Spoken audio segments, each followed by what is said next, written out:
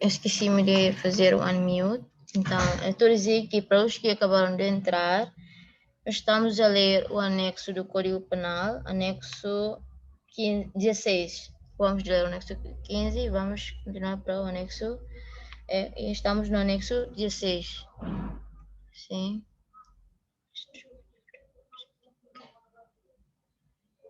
Ok.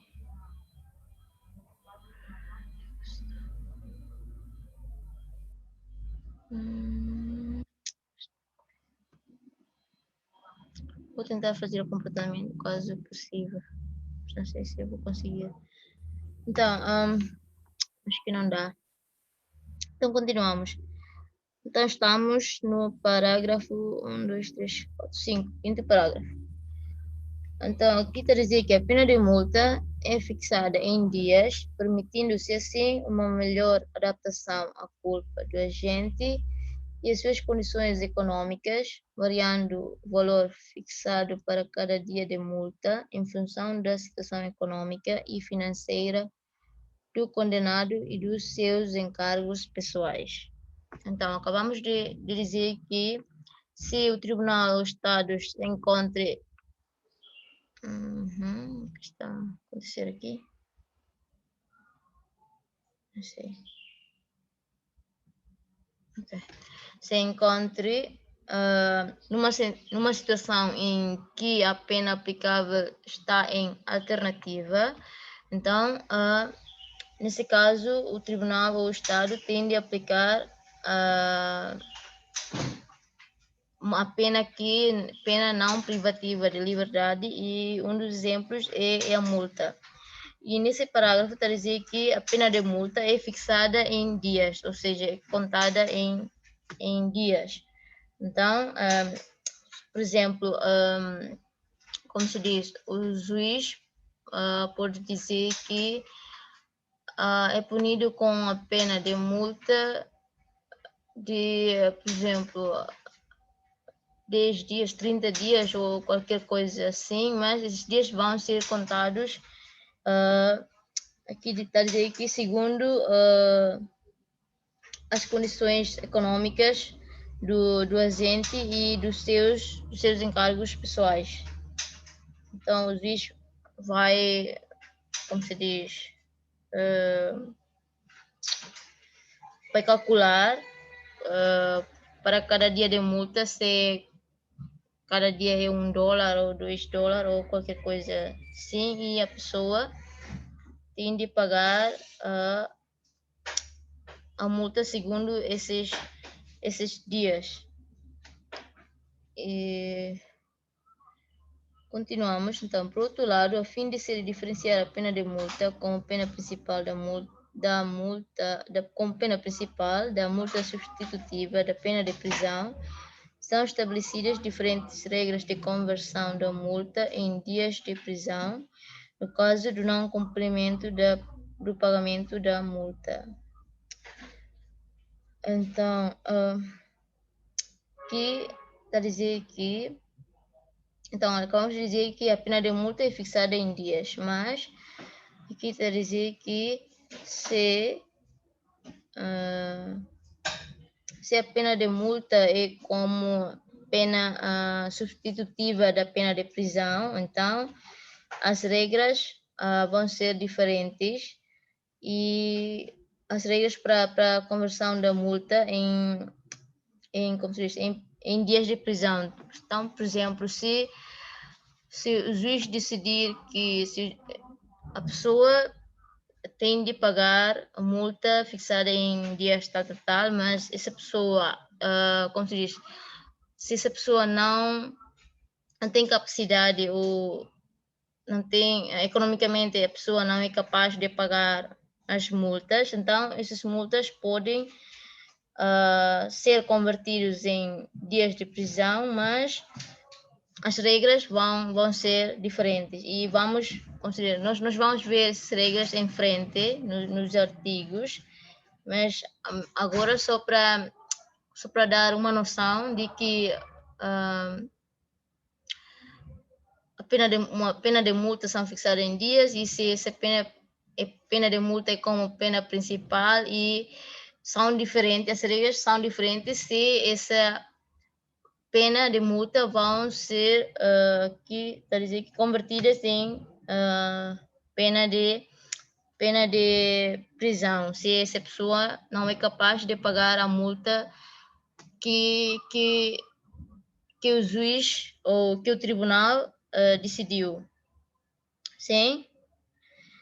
E continuamos, então, no trabalho a favor da comunidade enquanto medida sancionatória não institucional, o Código preocupa-se em clarificar e sistematizar alguns aspectos fundamentais do seu regime, deixando para a lei autônoma o seu desenvolvimento e aplicação em concreto. Sim, então, aqui o parágrafo quer nos dizer que hoje temos dito que uma pena não privativa da liberdade, uma das penas é trabalho a favor da comunidade. Mas aqui está a dizer que esse código não vai, como se diz, não vai clarificar os detalhes sobre essa pena de trabalho a favor da comunidade, mas o Código Penal dá autorização ou deixa aqui uma outra lei que se trata em específico sobre a aplicação dessa pena de trabalho a favor da comunidade. Então, as regras dessa pena nós não vamos encontrar no código, mas em outras leis que mais específica a tratar desse assunto. Sim. Dúvida? Até aqui. Se alguém tem dúvida, pergunta sobre as penas.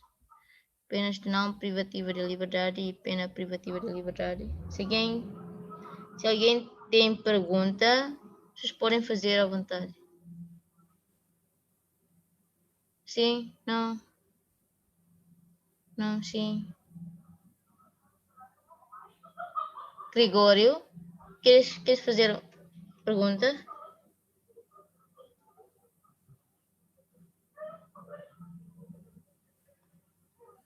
Não?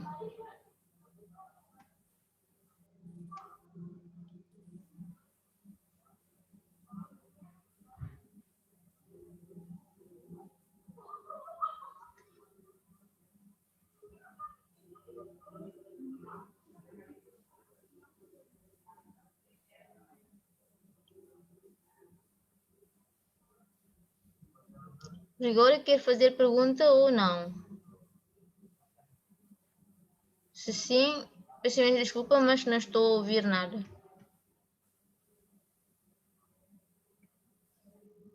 Sim, Gregório.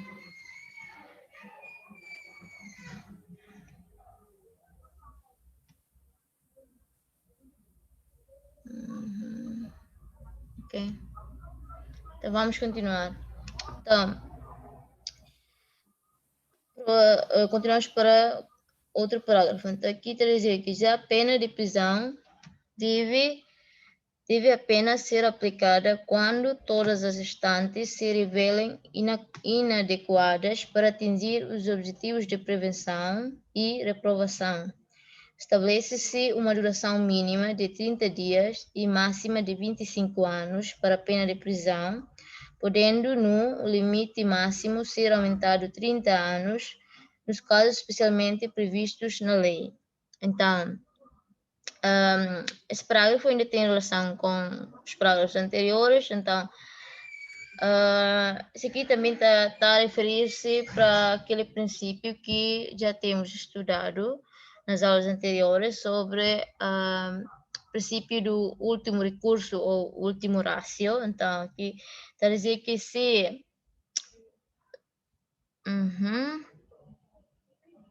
Ok, Gregório, se tu tens dúvida e queres perguntar, mas peço imensa desculpa, não consigo ouvir nada. Acho que tu tens problema com a rede, por isso podes escrever a sua pergunta no chat box. Sim? Ok, então, retomamos a nossa aula.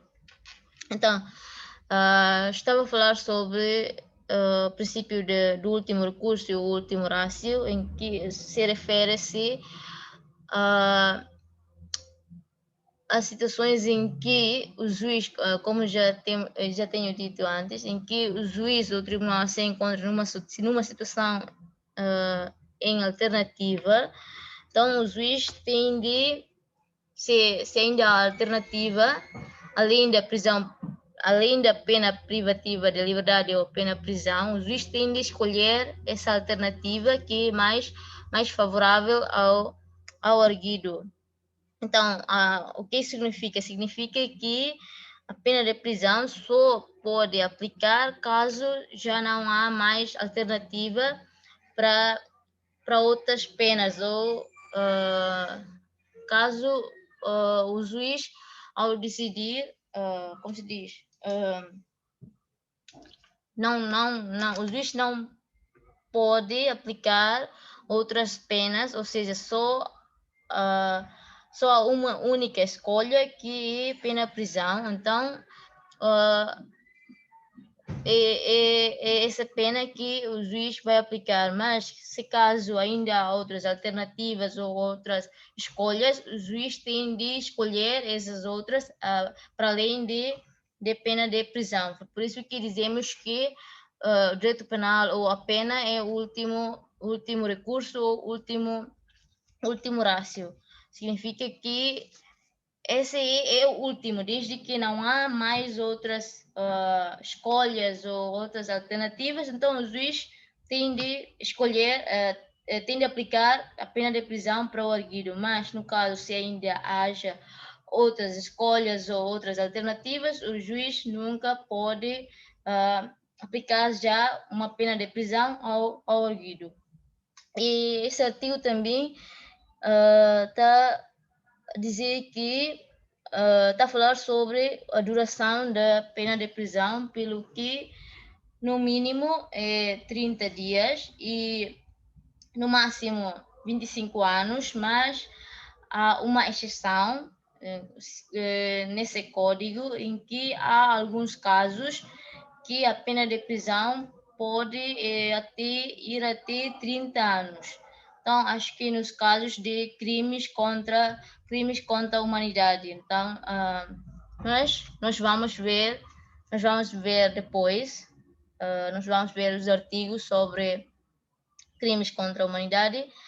Para já só basta ter algumas noções para que quando chegamos naqueles artigos vocês já entenderam, já tenham alguma noção sobre a pena ou sobre a duração das penas. Sim? Então, para o Gregório que quer perguntar, mas aqui no chat box não vi a pergunta. Se Gregório queres, não sei se ele quer fazer pergunta direta ou como que...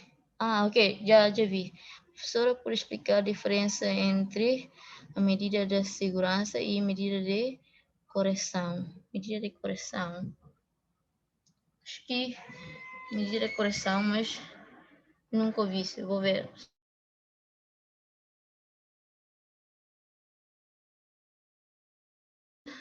De correção. Correção, o que isso quer dizer?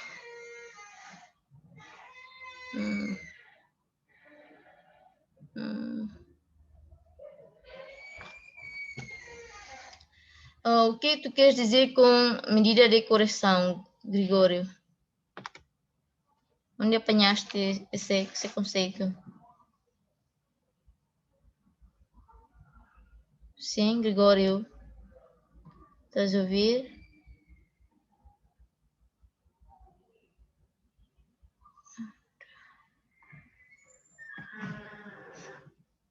Então, a medida de segurança, como já tinha dito, é para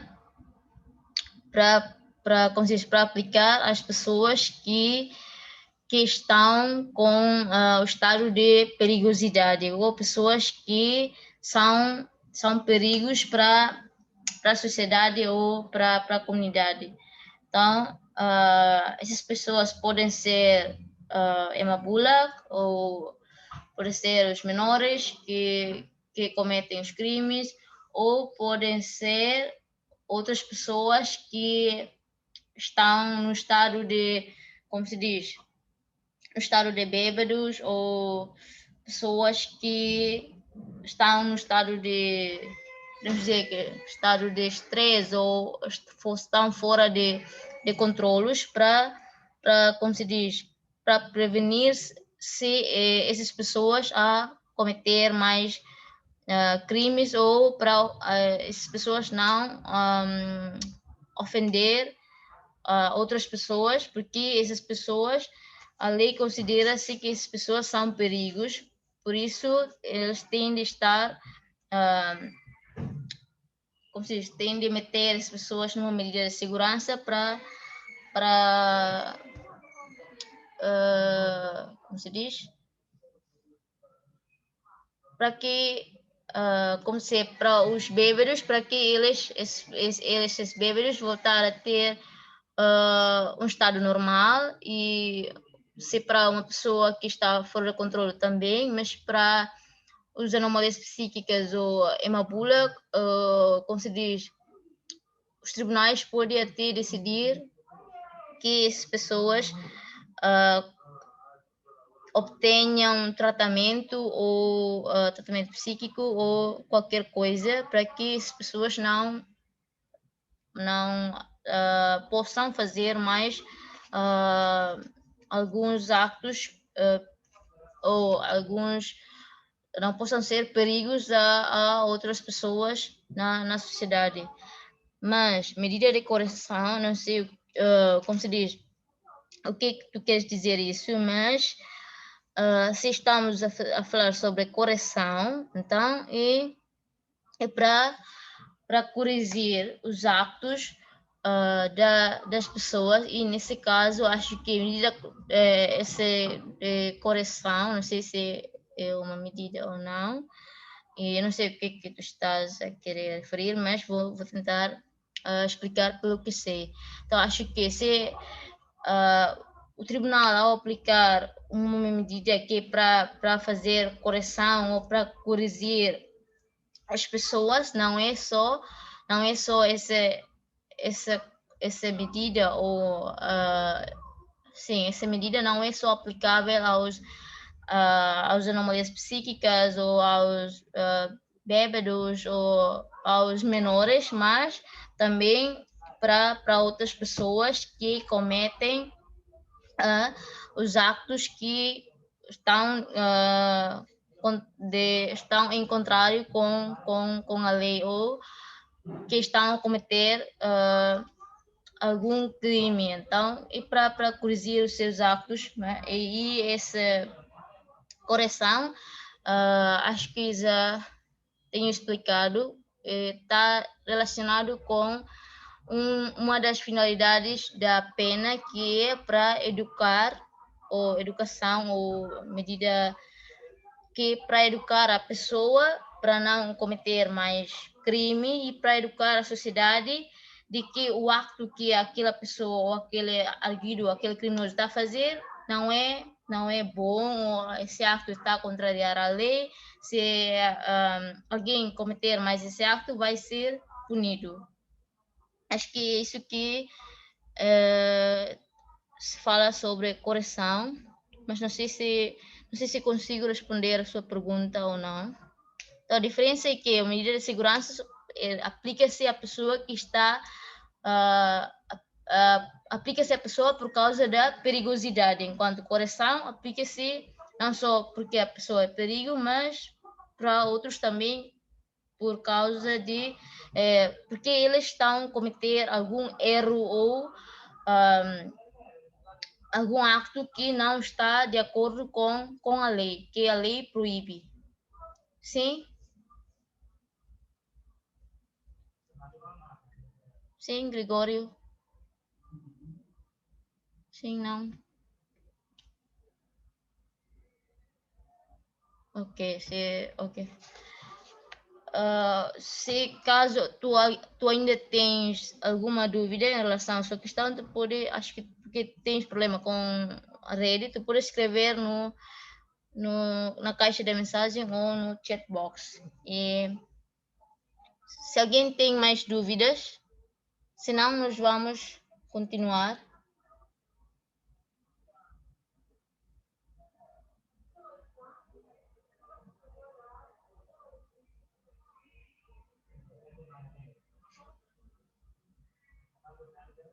Mais dúvida? Não?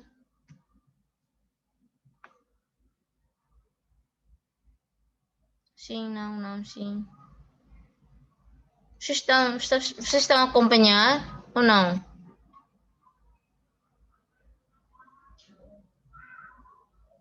Martina, tu estás aqui? Martina? Pronto. Sim. Martina, tens alguma dúvida?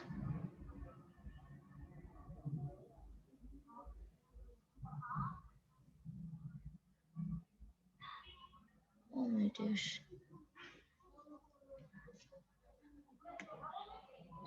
Quem está a escrever? Difitri? Sim, professora. Tem um problema que aconteceu na minha bairro. Madrasta bateu o enteado e a madrasta chama seus irmãos, que tem um cargo de fratel, bate os enteados até a morte. Oh, meu Deus. Mas, como se diz, Difitri, nesse caso, como se diz, pela primeira vista, ou seja, pela tipicidade, nós podemos dizer que a madrasta que bate no enteado, ele está a cometer um crime de ofensa à integridade física, mas vamos ver se a ofensa é simples ou é grave. E, por outro lado, se essa madrasta chama os seus irmãos para apoiar a madrasta a ofender aquele enteado, então esses FDT podemos considerar que eles são cúmplices da madrasta. E se aquele enteado chegou até a morte, então eles estão a cometer um homicídio, mas como já disse... Mas, professora, essa FDTL não utiliza as fardas. Sim, mas se mesmo que ele não utilize as fardas e não está, como se diz, não está a fazer, como se diz? Não está em função, então podemos dizer que eles estão a cometer um homicídio, mas esse, como já disse, esse é pela primeira vista, então nós temos de ver também as circunstâncias. Não, professora, esse já aconteceu muitas vezes com os seus casados e enteados, professora. Sim, mas uma coisa é que esse FDT ele está a atuar, como se diz, quando ele está em função, então já não é, como se diz, podemos considerar que é uma violação de direitos humanos, porque esse FDT ele é um agente do Estado. Mas não sei, né? Então nós temos de ver também, como se diz, as circunstâncias, porque que essa situação aconteceu e chegou até a morte. Então acho que é a função do PSI e do Ministério Público para ver essas coisas e para que o tribunal possa ter uma decisão, como se diz, uma decisão que é justa, né? Então, nós só podemos ver, como já disse, né, pela primeira vista, nós podemos dizer que essa madrasta está a fazer uma ofensa de integridade física e o cúmplice, o FDT que é o cúmplice ou seja, o irmão que é o cúmplice daquela madrasta, ajudou a madrasta a cometer um homicídio, mas como já disse que esse aqui nós costumamos no direito penal chamamos de tipicidade, que é pela primeira vista o que vimos, mas nós como se diz, não sabemos como se diz, quais são as circunstâncias que levam a madrasta a cometer esse acto. Por isso que nós não podemos dizer muitas vezes no ano passado, professora, o que aconteceu os conflitos da família, os madrastas chamam os seus irmãos para resolver esse problema, não com a investigação ou não com a ética.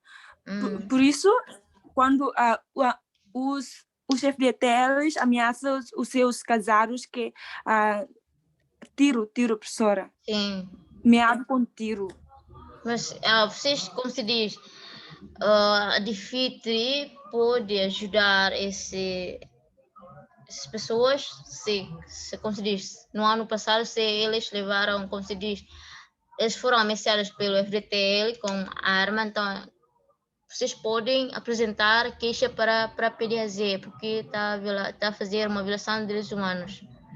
Mas como hoje aconteceu que há uma morte, então, como se diz, neste caso, o Ministério Público que vai atuar e nós vamos ver, né? Eu também não posso dizer que a madrasta, não posso presumir-se logo que a madrasta como se diz, é uma criminosa ou qualquer coisa, porque estamos sobre o princípio de presunção da inocência. Então, até que o tribunal ainda não deu alguma decisão, nós não podemos dizer que esse aqui a madrasta que matou, a madrasta que fez isso, assim.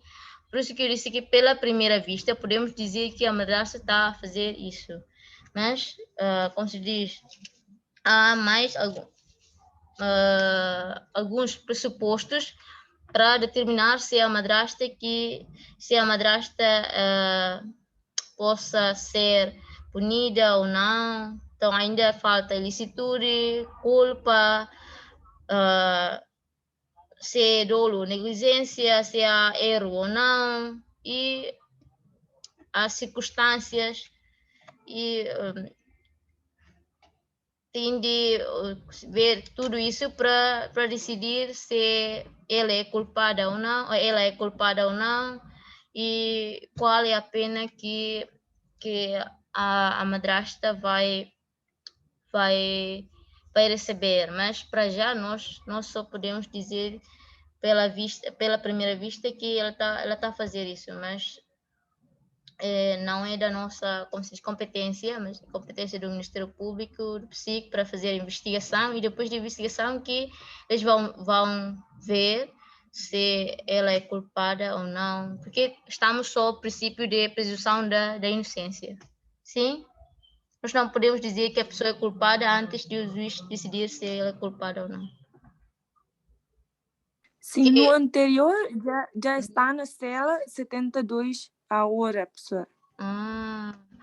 Então, nesse caso, há como se diz, há um artigo, e nós vamos ver depois, que se trata sobre uma pessoa que cometeu crime, acho que, vou ver só, artigo 53, se não me engano,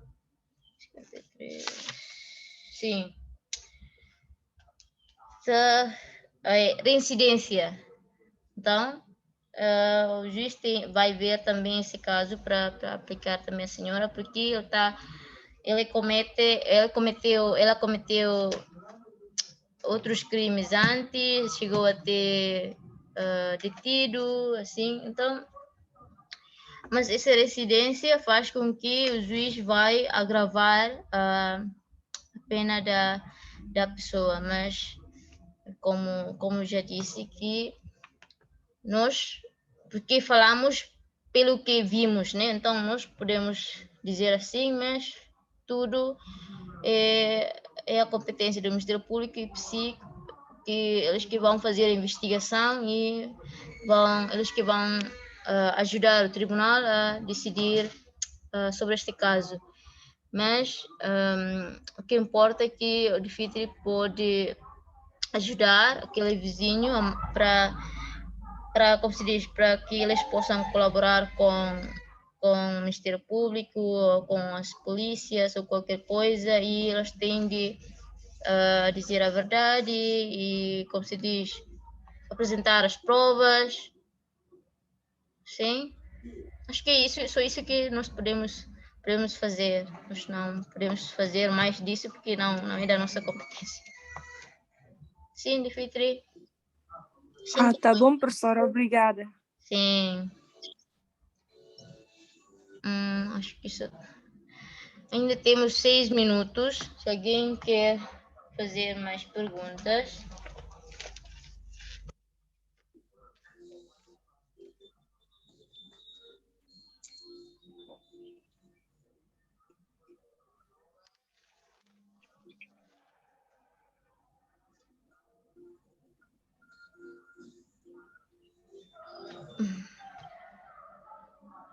Não? Ninguém?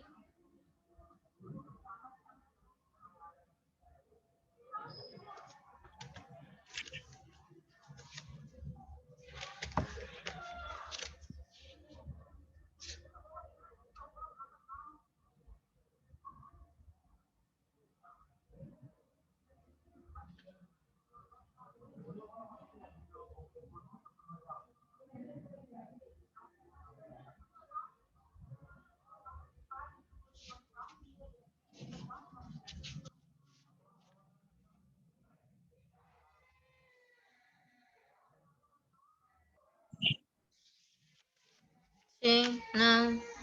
Perguntas?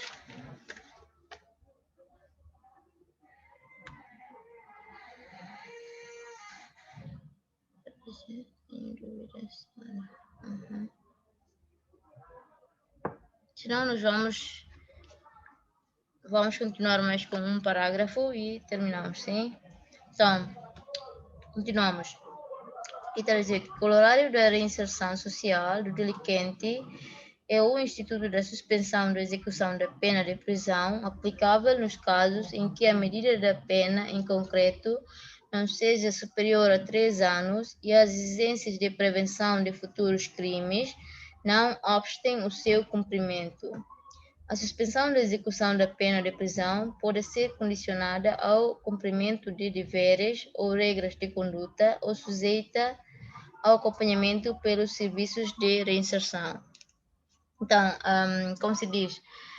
Então, falamos da pena não privativa de liberdade, então já temos falado sobre a multa e o trabalho a favor da comunidade, e uma das penas não privativas de liberdade que se trata sobre suspensão da execução da pena de prisão.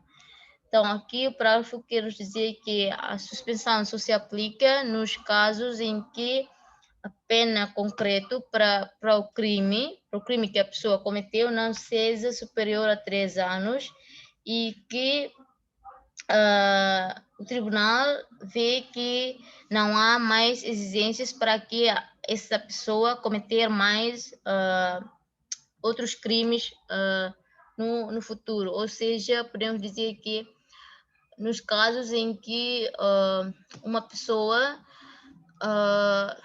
podemos dizer que é uma pessoa que nunca comete em alguns erros, que tem uma boa, como se diz, que tem que no dia a dia ele é uma boa pessoa, que respeita as regras, que na sua convivência ele nunca fez algum acto que é contrário à lei, mas que sempre ajuda outras pessoas ou qualquer coisa, e por alguma circunstância essa pessoa comete algum crime, ou seja, nesse caso podemos dizer que por negligência, ou seja, sem intenção, a pessoa se encontra a cometer algum acto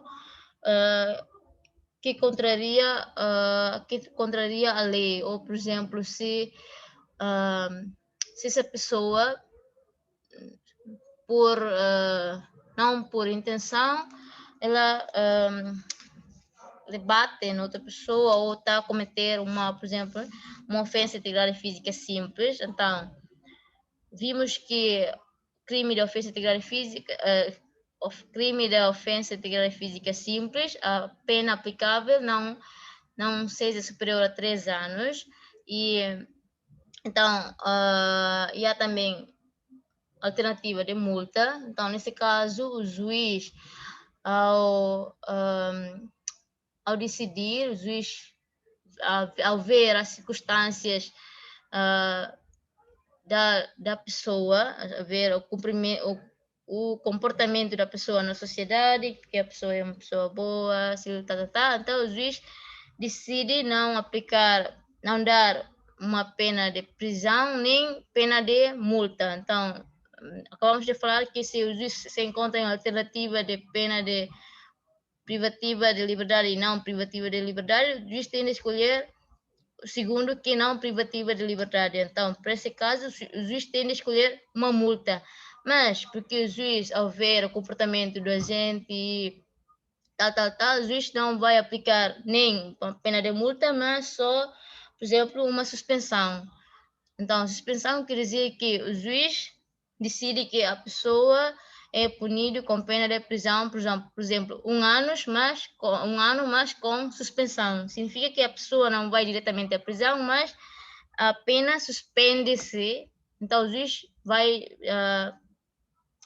vai decidir até quantos meses ou quantos anos a pena suspende-se. Então, até essa data acabou a suspensão, o prazo para suspensão, e se a pessoa durante a suspensão não comete mais qualquer crime, a pessoa é livre, não precisa de ir mais à prisão, mas desde que o juiz ver que com a suspensão pode punir essa pessoa. Com a suspensão, a pessoa